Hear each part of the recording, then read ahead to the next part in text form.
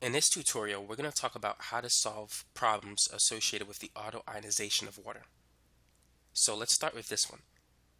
We're given the concentration of H3O+, also known as the hydronium ion, and our goal is to calculate the concentration of hydroxide at 25 degrees Celsius. So what formula do we need to use? Now let's talk about the auto-ionization of water. Water can react with itself to form two ions, the hydronium ion H3O+ and the hydroxide ion.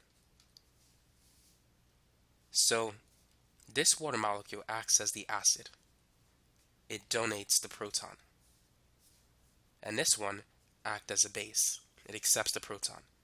And so we get the conjugate acid H3O+ and the conjugate base hydroxide. Because water can act as an acid and as a base, it's known as an amphoteric substance. Now the equilibrium expression for this reaction is going to be H3O+ times OH-. Now this is dissolved in water, so it's in the aqueous phase. Now water is in the liquid phase, so we cannot include it in the equilibrium expression. So you shouldn't write H2O squared on the bottom. So this is the ion product constant, Kw, and it's equal to the product of H3O+ and OH-. Now, at 25 degrees Celsius, Kw is 1 times 10 to the negative 14. Now this value changes with temperature, so keep that in mind. It's temperature dependent. So now we can calculate the concentration of hydroxide. It's simply going to be Kw, which is 1 times 10 to the minus 14, divided by the hydronium concentration of H3O+. So we got to take that number divided by 2 times 10 to the minus 6.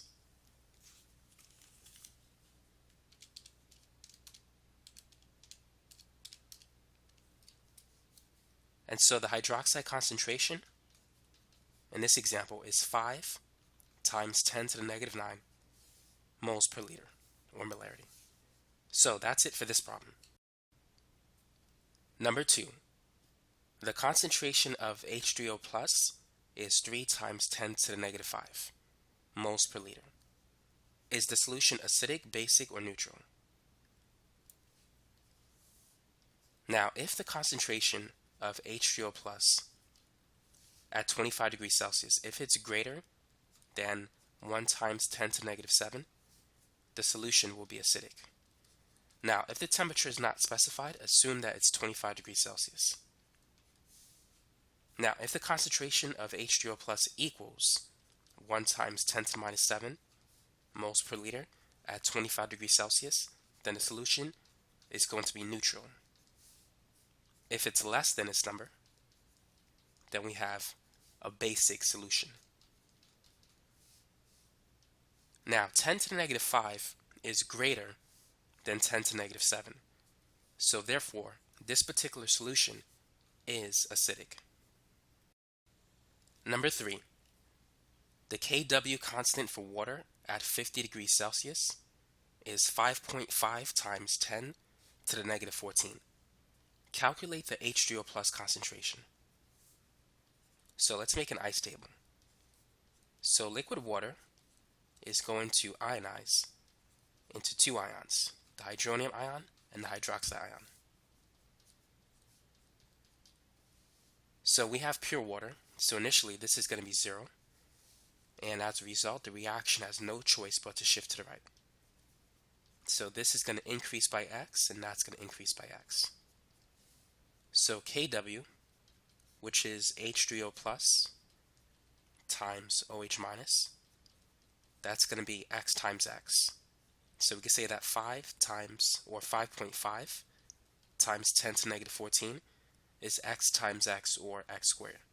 And x is the concentration of H3O+ and hydroxide for this problem. So to calculate x, we need to take the square root of both sides.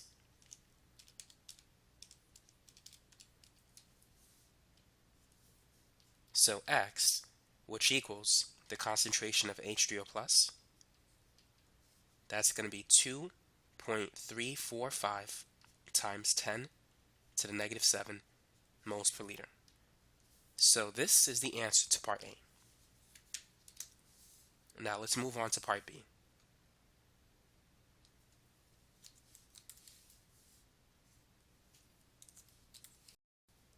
Now let's move on to part B. What is the pH of the solution?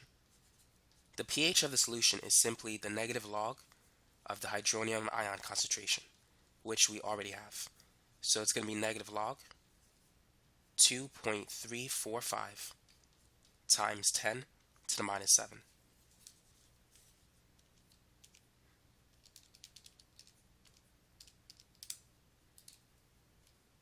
So the pH is 6.63. By the way, is the solution acidic, basic, or neutral? Now notice the temperature is different. It's not 50. It's not 25, it's 50. So we can't just compare H3O plus to 1 times 10 to the minus 7. That only applies at 25 degrees Celsius. So we need something else to describe if it's going to be acidic, basic, or neutral. If the H3O plus concentration, if it's greater than the hydroxide concentration, then overall it's acidic. If it's less than the hydroxide concentration, then the solution is going to be basic. But if they're equal, it's neutral. We still have pure water at a different temperature. And notice that X is equal to both H3O plus and OH minus, which means that those two are equal to each other. So what we have is a neutral solution because H3O plus equals the hydroxide concentration. So just keep that in mind.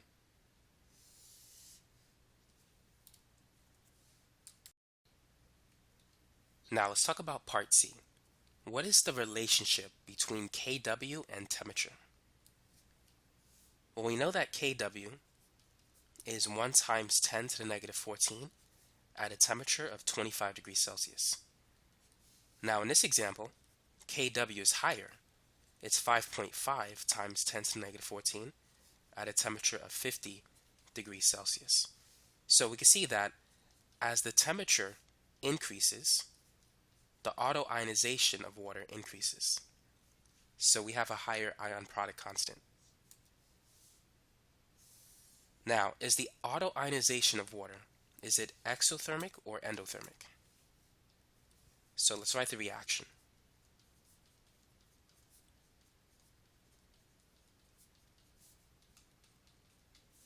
So the change in enthalpy for this reaction, do you think it's going to be positive, which is associated with an endothermic reaction, or negative, which is associated with an exothermic reaction? Now, let's review some basics in Le Chatelier's principle. If we have an endothermic reaction, if you increase the temperature, the reaction is going to shift to the right. Now, if the reaction is exothermic, if you increase the temperature, it's going to shift to the left. So make sure you understand that. Now, in our example, we increased the temperature and Kw increased. Now, Kw is proportional to the concentrations of H3O plus and OH minus. So if Kw increased, that means that the concentration of OH minus had to increase and H3O plus had to increase. So the value of the products went up. Now, if the reaction were to go to the left, that is towards the reactants, the value of the reactants will go up and the products will go down. However, if the reaction shifts to the right, then the reactants will decrease in value and the products will increase in value. So because Kw went up, which means that the products had to go up, therefore it had to shift to the right, which means that we have an endothermic reaction. Now let's make a short summary of what we just talked about. Now, if the temperature goes up and if the equilibrium constant goes up as well, then this means that the reaction shifts to the right, and so what we have is an endothermic reaction. Now keep in mind, K is the ratio of the products to the reactants. if you increase the numerator of a fraction, the value of the fraction go up. So as the reaction shifts to the right, the value of the products go up and the value of the reactants go down, which causes K to increase if it's due to a change in temperature. If the temperature doesn't change, then K will stay the same. Now, let's say if we increase the temperature and if K decreased instead of increased. So what this means is that the reaction shifts to the left, and so therefore this would be an exothermic reaction, whereas this one is an endothermic reaction. Now, if it's exo and if it shifts to the left, that means that the reactants increase in value and the products decrease in value. If you increase the denominator, the value of the fraction goes down. And if you decrease the numerator, the value of the fraction also goes down. So by shifting to the left, this will cause a decrease in K. So make sure you understand that. So if an increase in temperature leads to an increase in K value, it's an endothermic reaction. If it leads to a decrease in K value, it's exo. Number 4. Calculate the pH of a 3 times 10 to the minus 7 moles per liter sodium hydroxide solution. Now you might think that this is an easy problem, but it's actually a challenge problem. Go ahead and try it if you want to. Now here's a question for you. What is the hydroxide concentration? Is it 3 times 10 to the minus 7? The answer is it's not 3 times 10 to the minus 7. So there's something we need to understand. Right now we have sodium hydroxide, and it's going to dissolve into the sodium cation and hydroxide. And so this concentration is the concentration for both of these ions due to the dissolution of NaOH. Now keep in mind, water is also present. So water can dissociate into H3O plus and OH minus. And this is going to be 1 times 10 to the minus 7. Now, if this value is large, we could ignore this number. However, this value is small, and so this value is not too small relative to this number, so we need to take both into account. So initially, once we dissolve this amount of NaOH, the initial concentration of hydroxide is the sum of these two. So let's make an ice table.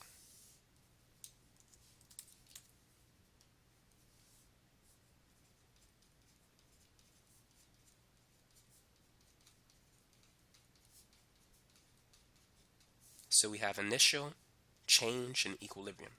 So initially, this is going to be 4 times 10 to the minus 7. That's due to this plus the ionization of water. And this is going to be 1 times 10 to the negative 7 due to the auto-ionization of water alone. Now, I didn't specify the temperature, so always assume it's 25 degrees Celsius unless specified otherwise, which means Kw is 1 times 10 to the negative 14. Now, in what direction will the reaction shift? Will it shift to the right or will it shift to the left? In order to determine this, we need to calculate the reaction quotient. So Kw is equal to the product of H3O plus and OH minus. And the reaction quotient Q is also going to be products over reactants, so it's going to be these two multiplied to each other. And keep in mind, this is a liquid, so we can't include that in the equilibrium expression. Now, the difference between Q and K is Q is associated with the equilibrium values. K is associated with the equilibrium values. I want to make that correction. Q is associated with the initial values. So if I confuse you, just remember Q is associated with the initial values, K is associated with the equilibrium values. So these are initial values. So I'm going to calculate Q using those values. So H3O plus is 1 times 10 to the minus 7, and hydroxide rather. I'm just making a lot of mistakes today. Hydroxide is 4 times 10 to the minus 7. So if we multiply those two numbers, the Q value is going to be 4 times 10 to the negative 14. Now, why is this important? You need to know that if Q is greater than K, the reaction is going to shift to the left. If Q is less than K, it's going to shift to the right. And if Q equals K, it's at equilibrium. So this number is greater than Kw, which is 1 times 10 to the minus 14. So since Q is greater than K, the reaction is going to shift to the left.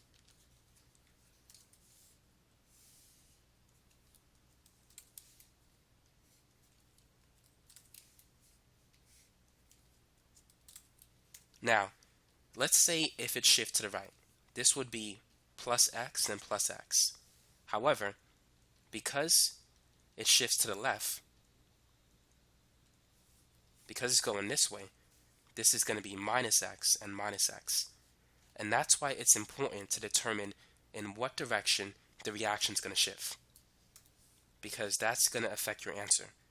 It's going to be the difference between a right answer and a wrong answer.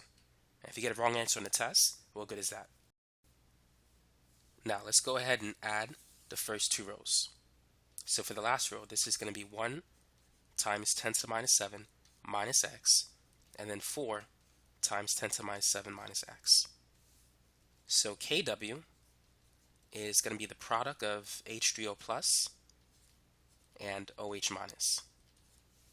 So at 25 degrees Celsius, Kw is 1 times 10 to the minus 14. At equilibrium, H3O plus is 1 times 10 to the minus 7 minus x. As it shifts to the left, this is going to decrease. And the hydroxide concentration is 4 times 10 to the minus 7 minus x. Now we no longer need the ice table, but keep in mind that H3O plus is 1 times 10 to the minus 7 minus x, because we're going to need to get that value and then use that to calculate the pH of the solution. So let's get rid of a few things. We're going to have to use the quadratic equation for this problem. So let's FOIL. 1 times 10 to the minus 7 multiplied by 4 times 10 to the minus 7. 1 times 4 is 4, and negative 7 plus negative 7 is negative 14. So we get this number. And then we have this times negative x, so that's 1 times 10 to the minus 7 multiplied by x. And then if we multiply these two, that's going to be negative 4 times 10 to the negative 7 times x. And then negative x times negative x is positive x squared. And all of that is equal to 1 times 10 to the negative 14.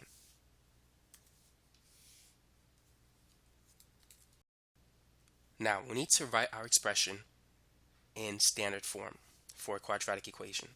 So we want to write it like this: ax squared plus bx plus c. So this is the x squared term. Let's write that first. And here we have two like terms.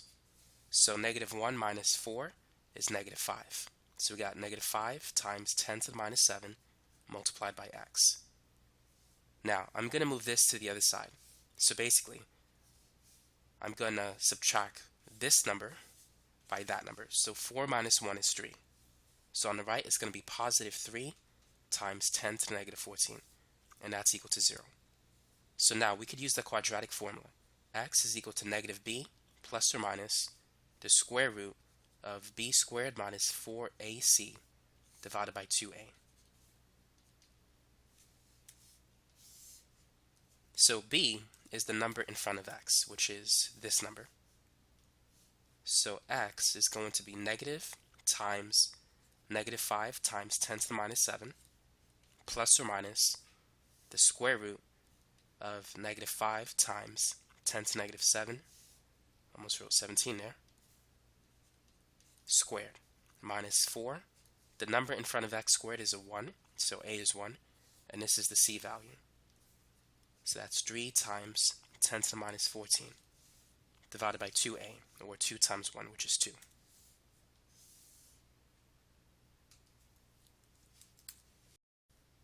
So we could cancel these two negative signs. And so that's going to be positive 5 times 10 to negative 7. And then negative 5 squared, that's positive 25. 10 to negative 7 squared, that's going to be negative 7 times 2. So that's 10 to the minus 14. And negative 4 times 3, that's going to be negative 12 times 10 to the negative 14. So here we have 25 minus 12, and so that's 13.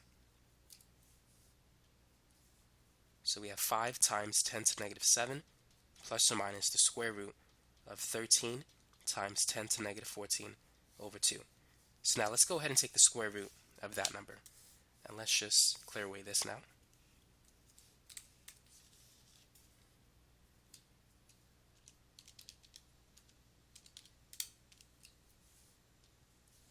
So what we have is 5 times 10 to the minus 7 plus or minus 3.606 times 10 to the minus 7 divided by 2. Now we have two possible answers, plus or minus. Now if you recall, the H3O plus concentration was 1 times 10 to the minus 7 minus x. So if we use a plus sign, 5 plus 3.6, that's going to be 8.6 times 10 to the minus 7. And if you take 1 times 10 to the minus 7 minus 8.6 times 10 to the minus 7, that's going to give you a negative number, which is not possible. So there's no point in using the positive sign. We have to use the negative sign. So 5 times 10 to the minus 7 minus 3.606 times 10 to the minus 7, and then divided by 2. So that's going to give us an x value of 6.97 times 10 to the minus 8, which is less than this number. So if we take this number minus x, we're going to get a positive result, which is a good sign. So now let's calculate the H3O plus concentration. And to check our work, we're going to calculate the hydroxide ion concentration. So let's start with H3O plus. So we know it's this number minus x. So it's 1 times 10 to the minus 7 minus 6.97 times 10 to the minus 8.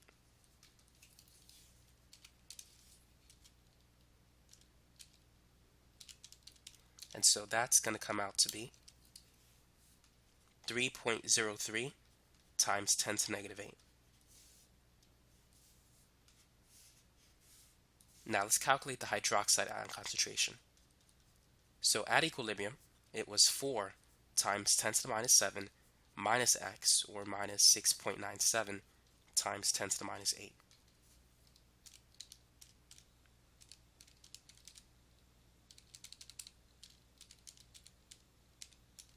And so that is equal to 3.303 times 10 to the minus 7. Now let's make sure that our answers are correct. The product of H3O plus and hydroxide should equal Kw. So let's see if we can get an answer that's close to it. So H3O plus is 3.03 times 10 to the minus 8. And hydroxide is 3.303 times 10 to the minus 7. So let's multiply those two numbers.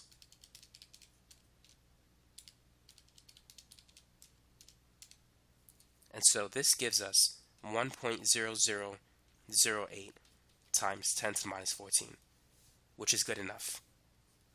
So that means that these values are indeed correct. Now the last thing that we need to do is calculate the pH of the solution, which is negative log of the H3O plus concentration. So let's plug in that number. Negative log of 3.03 times 10 to the minus 8.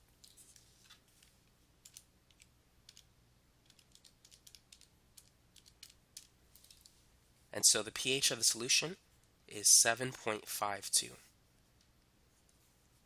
So this is at 25 degrees Celsius. So if the pH is above 7, that means that it's basic. And we did have a small excess of hydroxide. Whenever the hydroxide ion concentration is greater than the H3O plus concentration, as we can see it here, it's going to be a basic solution. And the pH is slightly above 7, so that's in agreement with the numbers that we see here. And so that's it for this video. Thanks for watching and have a good day.